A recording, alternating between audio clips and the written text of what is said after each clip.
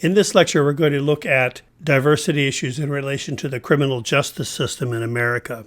While many of the facts and figures and points that we're going to look at in this particular lecture are ones that we've touched on in other learning units earlier in the semester, nonetheless, it may be helpful to mention them again in this particular context, perhaps to help you pull together a few ideas about how all of this relates to diversity and minority populations. Before we get going in this particular topic, I again want to go back to a basic sociological concept about what deviance is all about. Deviant behavior in sociological terms is not necessarily a negative concept as it is generally in our discourse in society. In other words, when we talk about deviant behavior, usually we're considering something that is less than appropriate, less than acceptable, and yet in sociological terms, deviant behavior is a neutral term, and it just means that a behavior is a variation from the norm. It doesn't imply right or wrong necessarily. And what is considered deviant depends upon the culture and the context in which that behavior occurs. So it varies from culture to culture and situation to situation, and that's because the norms in cultures and sometimes in particular situations are different. I've talked about streaking as an example of when running around nude might be considered funny and perhaps acceptable or comically deviant perhaps in certain situations, but nudity in public in other situations, such as one sauntering down the hallway in a classroom building, is going to get you arrested. And in fact, public nudity in any situation, including humorous streaking, would probably get you a death sentence in some of the more strict cultures in the Middle East, for instance. So what is deviant is very, very dependent upon the situation and upon the culture. And then within that culture, deviant behavior can be considered a number of different things as well. It can be considered a mental health issue. It can be considered a sin. It can be considered a law violation, or it might be something just different. It depends on the culture and the context. And also here, I want to point out, it also depends upon who's in charge. And so the systems of inequality grow from that very fact. Those in the majority tend to define what is deviant and what isn't, and how that deviant behavior is going to be responded to. It's interesting to note that in most cultures, what's considered a sin is also considered to be a law violation by the civil society in that same culture, and religion and government go hand in hand there in that respect. Another concept, minority status, isn't based upon numbers, it's based upon relative power. And so deviance in that context then becomes an issue of social justice because minorities are oftentimes disproportionately represented among those held in mental hospitals and in correctional institutions.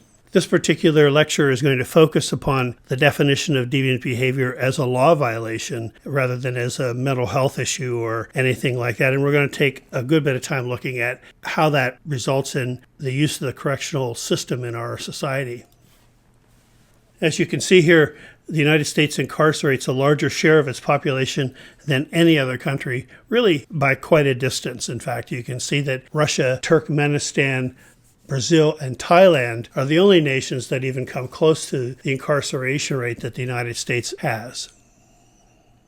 But at the same time, the incarceration rate in the United States has fallen in 2016 to its lowest level in over 20 years. But despite the decline, the U.S. is still incarcerating a much larger share of its population than any other country. At the end of 2016, 2.2 million people were behind bars in the United States, and about 1.5 million of them were in federal or state prisons, and another 750,000 roughly were in locally run jails. Our incarceration rate was about 860 prison or jail inmates for every 100,000 adults ages 18 or older. Over the period of history, deviant behavior has been handled differently, and how it was dealt with oftentimes may have been vicious and barbaric, at least in pre-scientific times. And this was justified by the understanding at that time that deviant behavior was a product of evil influences somehow. So, for instance, the Salem witch trials are a good example of that, although that also has a lot of other implications about gender that we won't have time to go into here. In the colonies, justice was swift and unyielding, very quickly decided how to deal with deviant behavior. But the Age of Enlightenment in the 18th century, relatively speaking, comes along, and the notion developed then that human beings could be perfected. And there were religious groups such as Quakers or other individuals that we've touched on previously, such as Dorothea Dix, who argued for more humane facilities for the deviant, the criminals, and the mentally deficient. In the United States, the philosophy for corrections eventually evolved into the belief that first, crime could be measured in severity, that prevention was more important than punishment, that the purpose of punishment was deterrence, not revenge, and that incarceration should segregate prisoners so as to not exacerbate the lawlessness of those who were incarcerated. In the 1840s, or around that period of time, the concept of probation was developed as an alternative to prison time. There have been different attempts over the years to apply science to the concept of deviant behavior, particularly efforts being made to apply that science of human beings to behaviors in a way that might predict deviance and might help us manage violations of the norms before they occurred. And here are a few of the ways that we've tried to use what's on the surface to unearth what is mentioned here as the monsters underneath. The first science that was mentioned here was phrenology. And a theorist by the name of Gall said that he believed the brain was comprised of, I think it was 17 separate different organs, and each of those organs within the brain was responsible for certain behavioral traits. So the followers of this theory then would search for those parts in the skulls of criminals that might result in behaviors that led to deviance. And this science persisted into the 1900s. Cesar Lombroso, who was called the father of criminology, developed the theory of degeneration. Lombroso studied the structure of the skulls of deceased criminals and found some oddities in many of those skulls and believed that those physical features were associated with the different types of crime that were committed by the criminals that he was examining. This theory faded from popularity in the early 20th century, but there was for a period of time this belief that you could predict criminal behavior by the shape of skulls.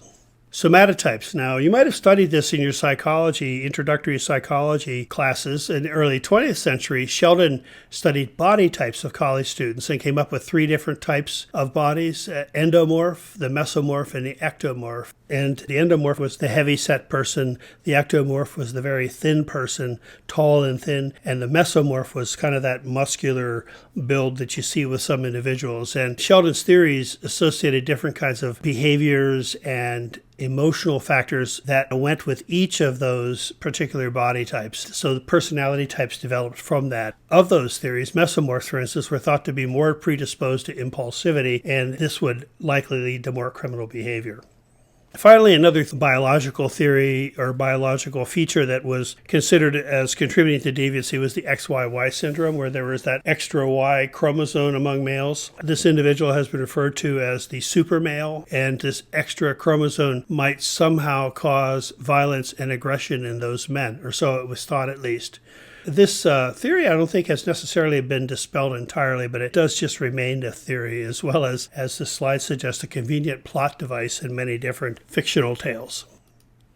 The eugenics movement evolved before World War II, and as we've discussed earlier, was really the basis for Hitler's pursuit of the master race. That theory that we could refine the genetic makeups of human beings to improve the strength of the human creature became very popular worldwide. It grew out of Darwinian theory of the survival of the fittest, of course.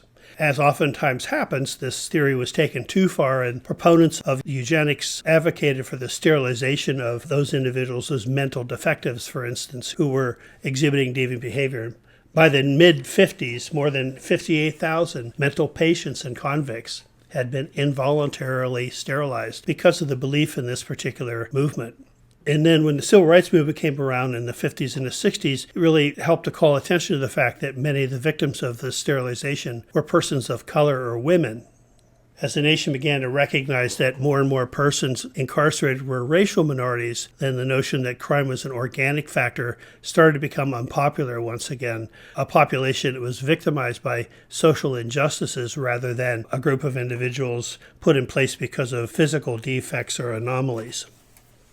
The cost of criminal justice is great, primarily funded, of course, by your state and local tax dollars, and it varies from state to state quite widely. But as a result, inmates oftentimes are sent, sometimes out of state, to lower cost facilities, and this causes all sorts of problems in terms of contact with family and that type of thing. This cost of prison is about $22,000 per person per year, but I would again say that that varies from state to state pretty widely. That's an average that this particular source had nationwide. The Center for American Progress says that Black Americans and Black men in particular are overrepresented as perpetrators of crime by the media in the United States. This is especially true when you look at the incidence of violent crime. One study, for instance, of a late-night news outlets in New York City in 2014 found that the media reported on murder, theft, and assault in which Black people were suspects at a rate that far outpaced their actual arrest rates for those crimes. Further, the media also tends to vilify Black people by presenting Black crime suspects as more threatening than their white counterparts through such things as showing their mugshots more frequently than the mugshots of white suspects, depicting Black suspects in police custody more often on television, and paying greater attention to cases where the victim is a stranger. And even to add to the problem with stoking fear towards Black people, the media further worsens racial tensions between Black and white people by perpetuating the narrative of white victimization when, in fact, homicide, for instance, is largely an intra-racial crime, whites on whites and blacks on blacks, and not blacks on whites. But the news media over-reports those less common cases of Black people committing homicide against whites.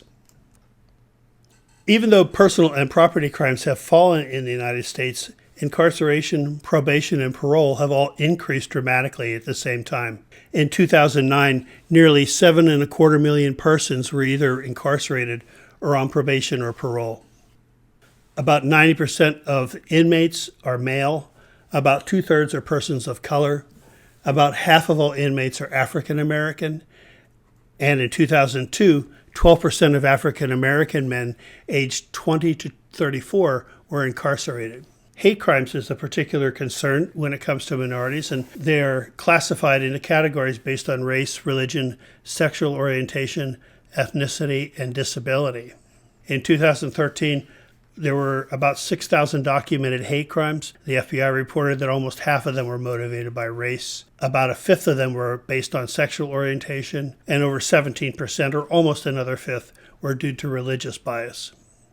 There's a quote by an assistant professor of psychology at UAA from February 2019 that states that hate crimes in Anchorage and Alaska in general is almost non-existent, at least statistically. Now, I wonder if that is indeed the case. I can think of certainly a few stories where there were paintball attacks, for instance, on Native males in Anchorage some years ago. And I don't know, perhaps it's rarer than I suspect, but this quote actually surprises me a little. But he goes on to say, this doesn't mean that it doesn't happen in Alaska, but it's just probably underreported. Whether victims are staying silent or law enforcement data isn't representative, the numbers for reported hate crimes are routinely low, Professor David said.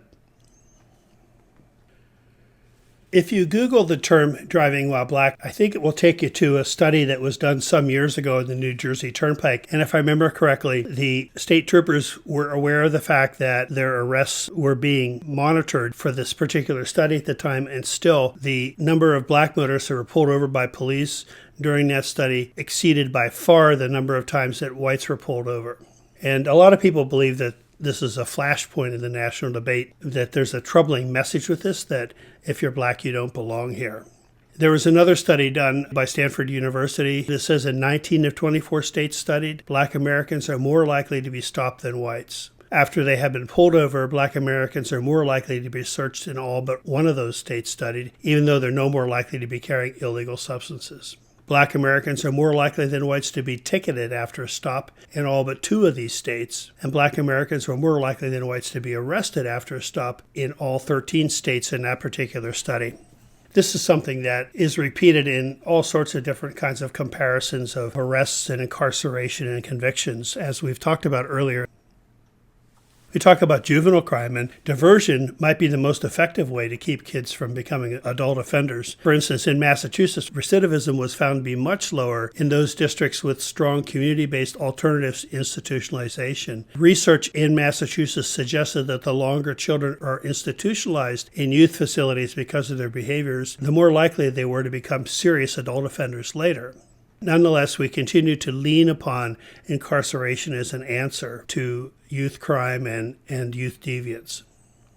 Since the 1930s, efforts were made to strengthen the response to juvenile offenders, and as a result of that, in some states now, youths are incarcerated as adults and are then one-third more likely to be rearrested for another crime. Youthful offenders who are incarcerated, even if they're put in juvenile facilities, have often been the subjects of mistreatment in facilities around the United States. In 2019, there was reports of bodies being dug up in what used to be the Dozier School or the Florida School for Boys in Marianna, Florida. And I remember when I worked in child protection and worked around adolescents who were on the fringes of the juvenile justice system, even then in the 1970s and 1980s, kids knew you didn't want to get sent to Marianna. That was sort of the ultimate in punishment. And now we find that those children were mistreated quite seriously in those days. And if you really do some reading about that, you'll find that there was segregation with the black kids and the white kids in that facility, and the white children were given preferable jobs. The black children were put in jobs working fields, for instance, much like slaves. While this might be an extreme example of the kinds of mistreatment affected with troubled youth in these facilities, it's certainly not something that occurred in only one location. The concept of the school-to-prison pipeline says that minority youth are inducted into the correctional system because of the way schools handle troubled behaviors, particularly since schools have increasingly had law enforcement officers in place to protect students from assaults, I suppose, as well as to encourage students to develop positive relationships with law enforcement. Nonetheless, their presence in schools seems to contribute to higher arrest rates of children in schools. And black males are twice as likely to be arrested after they've been engaged in an altercation at school. They have a suspension rate of 20% compared to a 7% suspension rate for white males. Oftentimes, students are expelled from school under zero-tolerance policies for infractions that are really very minor, things like disrespect to school staff, failing to abide by behavior codes, or having over-the-counter medications at school. Any criminal record, of course, hampers or even prevents getting hired in legitimate employment, and if you're incarcerated, that makes it even more difficult, as well as leading to disruptions in family life. So ultimately, these young people are groomed for a life of economic marginalization. In addition to that, those kids that get expelled from school are more likely to have weaker academic school skills, so that while they get hurt, the schools are aided by their expulsion because their performance measures improve. As far as drug activity and arrests, black youth are 45% more likely to be arrested than white youth for such problems. Detention facilities for Native American felons are essentially non-existent, and those youth who are arrested for felonies are often incarcerated in federal facilities, while misdemeanor offenders are jailed far away from family and community. Now studies show that for a youth detainee, the average annual cost is about $88,000 per head. This is oftentimes children who are incarcerated that really are posing little or no threat to the public safety at all. So alternative interventions such as providing juveniles and their families with intensive services, some of that community-based services that we were talking about in regards to Massachusetts a few slides back, do show positive results and a reduction in criminal activity. But as one author says, we persist still in sending them to places where they're likely to be victimized and are certain to be isolated, and from which they consistently emerge further disadvantaged. A formula that is custom-made to send them back to prison again and again. And so this concept of the new Jim Crow grows from that. We're not enslaving our black citizens, and particularly our black youth. We set them up for failure, which then has them incarcerated and again separated from society in the mainstream. Race and ethnicity are deeply connected to our incarceration patterns, and racism is institutionalized in our legal system, and so then is institutionalized in our correction system, and this has led to the subjugation of blacks, not unlike the era of slavery and Jim Crow policies that followed that. Crime rates have been falling, an increasing number of blacks are being incarcerated, and the system then permanently marginalizes minorities such that our economic system can be seen more as a racial caste system rather than a class system. I've heard one lecturer refer to the type of circumstances we have today as economic slavery, as opposed to chattel slavery, which is slavery where you possess someone. When we did away with the chattel slavery system in America, we seem to have replaced it with economic slavery. More than half of all black men who drop out of high school go to prison at one time or another in their lives. And so that school-to-prison pipeline that I referred to a few slides back has this as a result. Overall, there are now more people under correctional supervision in America, over 6 million of them, than were in the Gulag archipelago under Stalin at its height. Children are socialized into delinquency and oppositionalism to authority as they grow up in impoverished neighborhoods.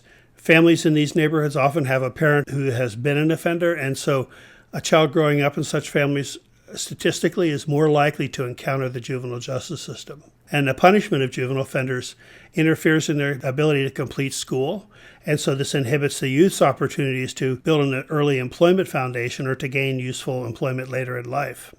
And so as a result, a lot of times these youth will become engaged in gang activity, bringing arrests and more sentences into their lives. The war on drugs was instituted during the Reagan administration to combat the drive-by shootings and holdups and carjackings that were an effect of drug abuse in the United States during that time. And the funds that were directed towards the war on drugs program were intended to be twofold. One, to interdict the arrival of drugs over the border, to interrupt supply, and then also to provide funds for treatment programs to diminish the demand of drugs coming into the country. But the vast majority of the funds were focused on interdiction, and it was quite unsuccessful. Our crowded prisons, the drug-related arrests account for much of that. In 1980, which would be before the war on drugs was instituted, something close to 41,000 people were incarcerated in the United States for drug offenses, but by 2013, this number had increased to 489,000 people, over tenfold. At the same time, during the Reagan administration, government assistance to cities for social services were reduced, so drug trafficking became even more pronounced, and so this really ruined the inner cities in many respects that were already having problems to begin with.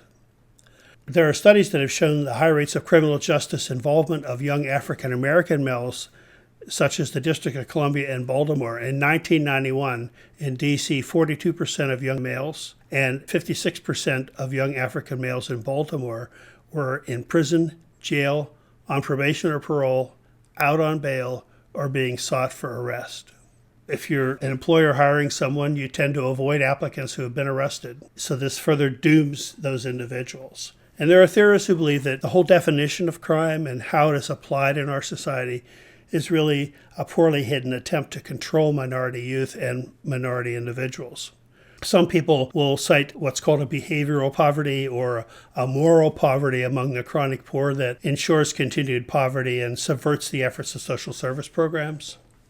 William Bennett believes that this all results from growing up abused and neglected at the hands of deviant, delinquent, or criminal adults. So what can be done? Mainstreaming the underclass. Lawlessness declines as rates of employment and marriage rise. Now, this sounds a little bit like moralizing, and I'd like to see more statistics about this, but certainly rates of employment has something to do with lawlessness, and I would assume that rates of marriage also connect somehow. Our prisons have become warehouses for offenders who are judged to represent the highest risk to society. This notion of rehabilitation that we talked about early in the lecture is one of the things we would want to do with corrections in America, has really been replaced by incapacitation. This is the focus of the criminal system, to get people off of the streets and to keep them away from the rest of society. Very little meaningful effort is being done on a system-wide basis towards rehabilitation. Correctional facilities oftentimes now are being turned over to private corporations who are running these prisons that have a financial stake in expanding the criminal market and lead to what some people call the prison industrial complex, a triangle of government bureaucrats, private industry leaders, and politicians who work together to expand the criminal justice system. But if we really want to try to do something to improve the situation for the underclass, we might look at such things as suggested here in this slide, like enhancing educational opportunity. If you read Jonathan Kozol's article, Savage Inequalities, you know a little bit about what this is talking about here. You either start with a disability or an ability when it comes to education. We could improve our inner city schools to meet educational standards better, increase earned income tax credits for the poor to give them a better financial footing, more government-sponsored employment programs, and in general work to empower the poor to help themselves. As an alternative to criminalization of drug abuse, legalization or at least decriminalization have been considered as alternatives, and little by little across the country, states are beginning to decriminalize or legalize such drugs as marijuana. This can include other drugs as well. Portugal, as you may know, has instituted a program years ago where all drugs were decriminalized, and drug addiction is treated as a public health concern there, not a law violation. And I believe the studies are showing a reduction in drug usage as a result of that and lower cost to society.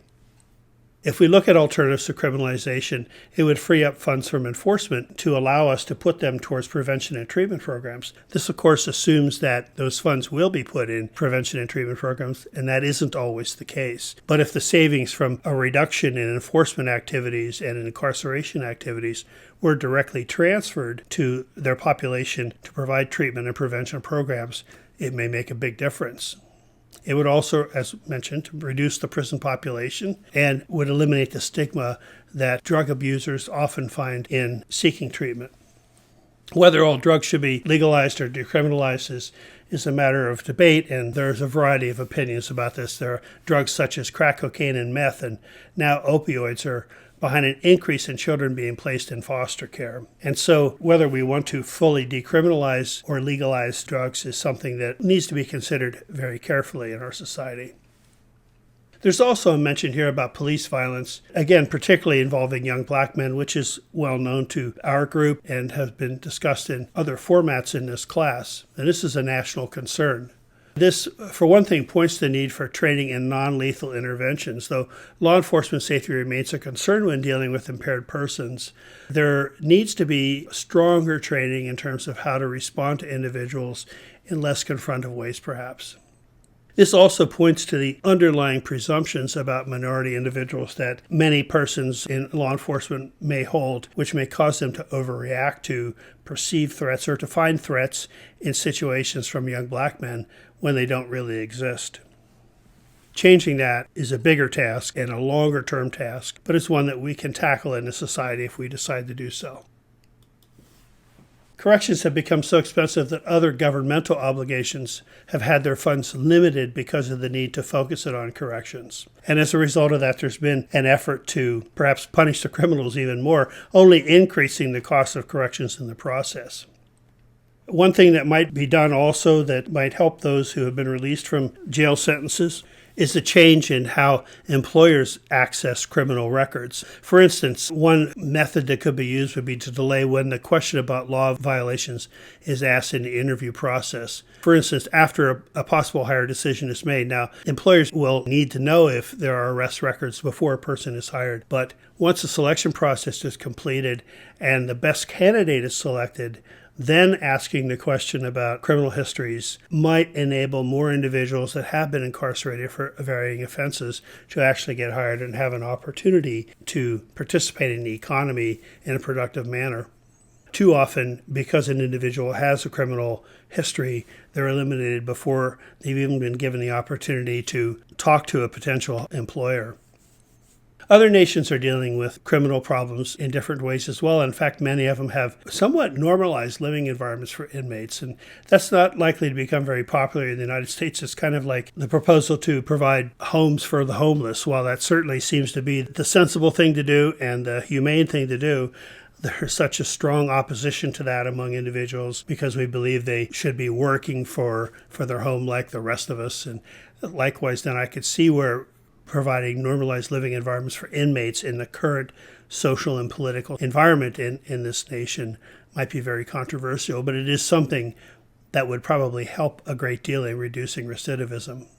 Humanizing corrections so that it is more congruent with community reintegration of inmates remains a primary challenge for advocates of prison reform. Prison reform, not only in terms of the incarceration rate and who is being incarcerated and what they're being incarcerated for, but then the question remains, what do we do with inmates once we have them in our custody in order to encourage rehabilitation rather than incapacitation? Let me know if there's any questions from this. I hope you found some useful information in this presentation. Thank you.